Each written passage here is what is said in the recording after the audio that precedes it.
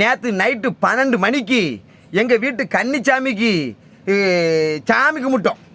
கன்னி தெய்வத்துக்கு வந்து சாமி கும்பிட்டோம்.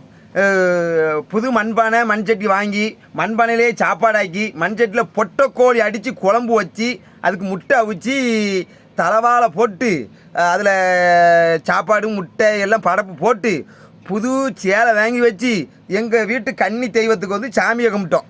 கன்னி தெய்வம்னா யார் தெரியுமா?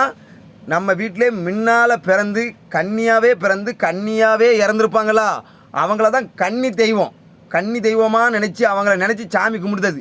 இவங்களை சாமி கும்பிட்டா நம்ம குடும்பம் வாழையடி வாழையாக நல்லா வாழுன்னு ஒரு நம்பிக்கையே இருக்குது.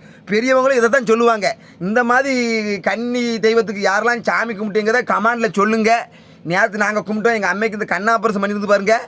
அதனால் எங்கள் அம்மா கும்பிடுவா, எங்கள் அம்மையால் கூப்பிட முடியல. அதனால் நான் கும்பிட்டேன். நேற்று கிழிச்சிட்டு சாமியை கும்பிட்டேன். நைட்டு 12 மணிக்கு குளிச்சுக்கிட்டு சாப்பிடுதேன் பாருங்க.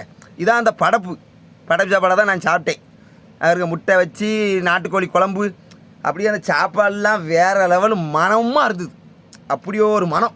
நாட்டுக்கோழி குழம்புனாலே மனம்தான். அதுவும் படப்பு போட்ட சோறுனா இன்னும் மனம்தான். எல்லோரும் சாப்பிட வாங்க முட்டையோ.